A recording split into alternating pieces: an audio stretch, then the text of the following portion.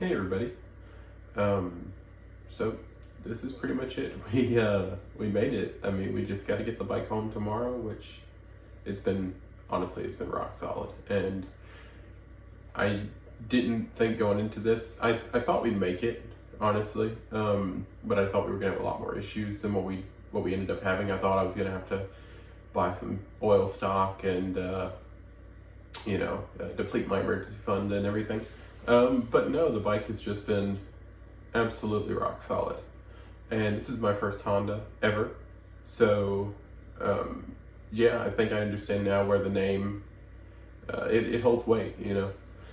Before this, I had a Kawasaki and I had my Yamaha, which I still have, but that's not a bike you can just hop on and entrust your life to, which there's been a couple times these past few days, especially on Shirhala, where my confidence wavered just a little bit whenever it was just white fog. I had no cell service and the bike was puking its guts out.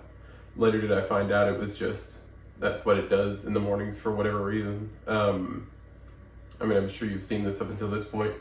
The bike has used maybe a quarter of a quart of oil this whole trip. So absolutely nothing to worry about. It's already topped back up and everything. But yeah, it was freaking me out. But for whatever reason, whenever you first start it up for the day, it'll leak some oil after it gets up to temperature, but then it stops and then it won't come back until the next morning. So that's kind of what I ran into. But yeah, it turned out to be no big deal, but I definitely was very concerned at the time, and I thought that I may be walking and I saw that it was a 20-mile remaining stretch that I had to do, and I didn't see another car for probably 40 minutes.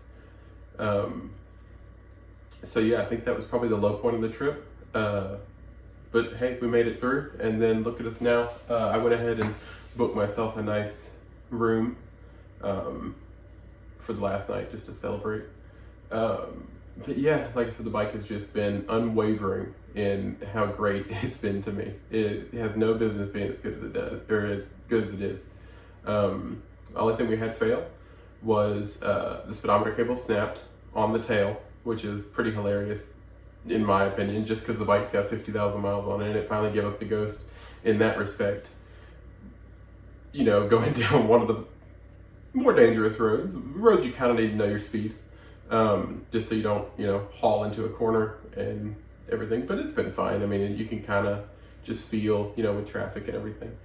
But yeah, all in all, just a quick rundown of the roads. Shirhala, I'm sure it would be amazing if, the beginning part, we got to see the end part and it was amazing. So I'm sure the whole thing through and through is just absolutely mind-blowing if you miss that fog. But for me, the fog kind of dropped it down on my ranking just a little bit. Then there was the Dragon. Dragon was cool. I think it definitely lives up to the hype as far as technical turns and everything. It's very technical, and a lot of people that I've talked to say, just go into it, ride below your skill level, obviously. But just know that it's a technical course and be safe. But I mean, it can only get so technical and still be a public road, if that makes sense. I mean, they still drive logging trucks, to clear debris off the roadway up and down it. So it's not like if you're a fairly decent motorcyclist, and you don't get unlucky by somebody else doing something stupid, you will have no issues at all. I was pushing the bike a couple times, but I never had any close calls or anything. But it was also a Monday, and there was hardly nobody up here. And then whenever there was people here, there was more people on my return trip than my initial going down trip. But even then, everybody stayed in their lane, and that was one of my big concerns going into it. Was I was really worried that people were just gonna be crossing like you see on the videos, and they'll get into your lane, and then you're sketched out. But no, had none of that. Everybody was super cool. Haven't met anybody that wasn't. You can walk up to any guy on a bike and strike up a conversation, and they'll just talk your ear off. So it's great.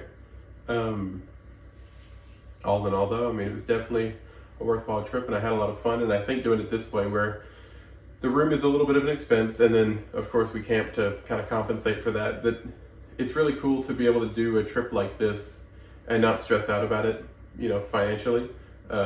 Every vacation I went on previously, it's a big hit and it's something you got to plan for, where this is more spur of the moment type thing. And I think that's kind of in the spirit of the bike and the challenge itself. Can a $500 bike make it 1,000 miles? And the answer is yeah, as long as you pick the right bike. But hey, I cannot say enough good things about that little Honda. I mean, it is amazing what it's been through and how it just doesn't care. It was just, in somebody's shed, and then, oh, he passed. Okay, let's sell it. I get my hands on it. I do effectively nothing. I replace the coolant hose and change the oil. And then look at it now. I have not done anything to the carburetors, to the fuel system, I clean the air filter. That's pretty much it. Starts right up, and I have no doubt that it will get me home the 5-hour journey on the interstate tomorrow. I really, really have no doubts. We may use a little bit of oil, but I mean, it's not really a concern. I still have 3/4 of a quart left, so, and the bike has enough storage to carry, a gallon if you need to, so it's no biggie. All that to say, I know I'm rambling, but final thoughts is this was a great time. I highly recommend it to anybody who's considering it, and I kind of took inspiration off of someone like Shade Tree Surgeon and some people like that who do the more budget-oriented stuff. But I wanted to throw in the element of camping too, just because I've never been camping. And it's taught me a lot. I think the first night I really didn't know what I was doing, and I spent, an hour and a half with a flashlight looking around my tent and searching every fiber, of my clothes and everything for ticks and bugs. And by the second night, I was just too tired. I just threw sleep back in there and I was done. I was out. So it definitely, you get comfortable. And I think that's what this trip has really done for me, is you kind of get thrown into situations and it stops being such a big deal, if that makes sense. Like you saw earlier, we went down the strip in Gatlinburg, and I've been to Gatlinburg before, and I'm sure many of you have as well. And if you don't know, it's always that crowded, if not more so. I mean, it's always hustle and bustle and people unloading trucks and this and that and stop and let people cross. And before this, if you told me, drive that on a motorcycle, I would be like, no, that's terrifying. There's no way. But then I just did it like it was no big deal. And I think what really broke me was Cherhalla being just a white mass in front of you. And I had no clue where I was going. And I knew my phone, if those maps reset for whatever reason, I would just be screwed, because I couldn't see 15 feet in front of me. And I didn't have a headlight. It was really, really sketchy. But I think it made everything else seem less so, if that makes sense. Because even when I was going on the tail and all that, it was like, oh, I got this. At least I can see where I'm going, So it was no big deal. But yeah, if you're a motorcycle enthusiast, or you just want to take a trip and don't want to spend a whole bunch of money, I think the running total for gas now is about $28, which is phenomenal if you think about how far we've covered. I'll probably have to put another $6 in it to get home, but you're sitting at $34 to do 1,000 miles. That's pretty insane. And of course, gas here is dirt cheap. It's like $2.50, $2.40, $2.30 in some places. So if you're in California, those won't be your numbers. But the bike has just been doing great. It's been getting about 65 miles per gallon. And yeah, everybody's just been. If you're watching this more to see if you want to come to the area, highly recommend it. Everybody's been super nice. The only people that have been kind of like temperamental are people that are traveling to here, not the people here, if that makes sense. Like I had a lady kind of give me like the wet face earlier whenever I was pulling into a parking lot, but she didn't have her blinker on, and it was just a whole thing, but it didn't matter. But she was from Kansas, so I don't think that's representative of the local culture here. I think, and me being in Tennessee, and I think I know that if it would have been local, they would have just been like, they would just roll the window down, no confrontation, be like, oh, hey, I'm trying to park, so if you don't mind, and then I would be like, cool, So that is, everybody's been super nice and super helpful. Camping was a really cool experience. For those who are unaware, like I was, there's a big difference between a national park campground and a state park campground, which is pretty obvious now that I say it. But the state campground felt like I was in, not in a bad way, but I was in somebody's backyard, if that makes sense. Like there's trees growing up everywhere, and it was kind of just like mulch and like there wasn't like a designated tent plot square or anything. And my site said it was for an RV, but there's no way you would ever be able to get that level. If you were in an RV, you'd be cooking like this. I mean, there's no way. And then whenever you do the other side of the coin, where you go to a national park, of course there's more people there, obviously, but the actual sites and the area is far away. It's a completely different experience. And then in my experience as well, whenever I booked with the with the national park rather, it was more expensive. The first site was $18, the second site was $30, but the second site doesn't charge tax. So it closes the gap just a little bit. And I believe that 30 is flat rate whether you have an RV, non-electric obviously, or a tent. It doesn't change, where the other site did. You couldn't, like where I had it, if you wanted to put an RV there, it would have costed you more. So anyway, all that to say, I'm getting ready to go to bed. I'm super tired, but yeah, if you're considering this, if you at all are curious, like I said earlier on the mountain, do it. I mean, that's kind of my final closing thoughts is you don't have to have a lot of money to do what I did. I didn't spend a lot of money. Just running total of everything. Bike was $500.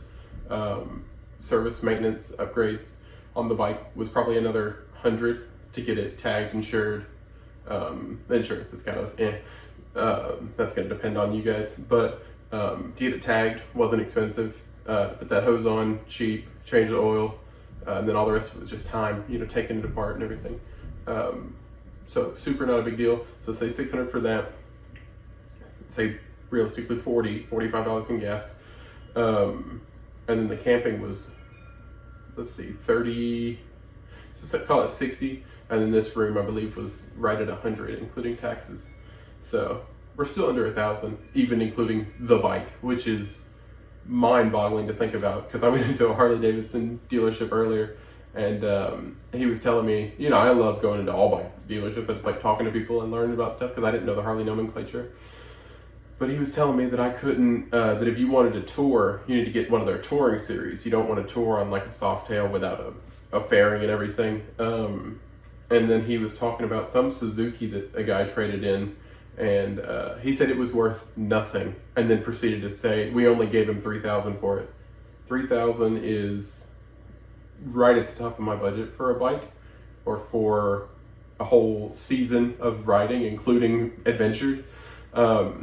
So I think this is a really cool experience for me to show you guys that you don't have to have a lot of money. And whether it just be if you're saving, or if you don't make a lot, or whatever, or if you just don't want to spend a lot, if you just want to do what you want to go somewhere and have fun, but you don't want to spend a whole crazy amount of money, it's definitely possible. So, just keep that in mind whenever you're searching and traveling. Now, if you're not mechanically inclined, I don't know if I would recommend such a sketchy bike, but like I said, I mean, it's all been minor stuff. Just keep the oil topped up, and then some ghetto stuff like I had to do with the wiring. Like I have to turn my GPS off from the trunk because I put the switches back there, just because I ran like a USB cable. But I mean, all that stuff is trivial. All that stuff is up to you guys and how you want to do it and your skill level and all that. So, like I said, I'm gonna finish up here, get ready to go to bed. But it was totally worth it. I had such a blast, and I think it's going to open the way for me to do more stuff like this in the future and potentially explore bigger bikes. But now I can, or not bigger bikes rather, I don't want anything bigger than an 800, but explore more expensive bikes with better options that are more recent and all these things. But I think this opened the door for me, and I think it was perfect for what it was for. The bike was cheap, and I'm not getting rid of the bike. I love it. If it can get me home, I'm going to keep it for as long as I can, just because it's awesome. But it shows me that I can do these things by myself, and I had no help from anybody. I helped out a couple people. There was a lady down the road that didn't have any cell service, and I was helping her change her tire because she broke down and she didn't know how to change it, and there was nobody there to help. So stuff like that. You know, I stopped a couple times for people that are just guy with a motorcycle on the side of the road. Oh, you good? All right, cool, man. I just want to make sure. And then, you know, just stuff like that. And I'm in a position where I can carry tape, you know, oil, jump box, all that stuff. So in somebody that can't, you know, I'm definitely willing to offer that where I can. But yeah, as far as me, I've had no help financially, mechanically or otherwise. The bike's just been awesome. Alright guys, unfortunately it seems like we've reached the end of our trip. Now this was just a blast through and through. We went through Chattanooga to get home. It was a little sketchy, but it was no real trouble for the bike. It made it just fine. We had to get, you know, gas a couple times, and it was about a 5-hour trip all said and done, but we just pushed through and knocked it out. So it wasn't too bad. And we got to stop at a car museum and saw some pretty cool stuff. So that was really nice. Otherwise, though, yeah, this bike has just been a trooper. And I really hope that you guys enjoyed this series. I had a lot of fun making it. And it really opened my eyes to stuff I want to do in the future. So thank you so much for watching. I really do appreciate it. And I hope you have a great rest of your day. And just like I said, the bike made it no trouble. 5 hours and basically no stopping other than for gas and just to look at those cars for a little while. It's just been a trooper, and I think this is a testament for Honda reliability above all else. This bike with 52,000 miles on it is truck along just fine and has no worries. So if you want to see what I do with this bike, or if you want some updates on it, feel free to just leave me a comment down below. And I'll also be doing a video in the future that'll show all the kit that I used and how I did everything on a budget, as far as like what tent I had, what sleeping bag, this screen here, all the model numbers, and how I have it all wired up on the bike and all that. So if that's something you're interested in, definitely stay tuned. Make sure you're subscribed so you don't miss that one. Like I said, I do appreciate it, and I hope you have a great rest of your day, and thank you so much for sticking with me throughout this series. It was such a, like I said, it was such a great time, and I just wanted to share it as much as I could. Thank you.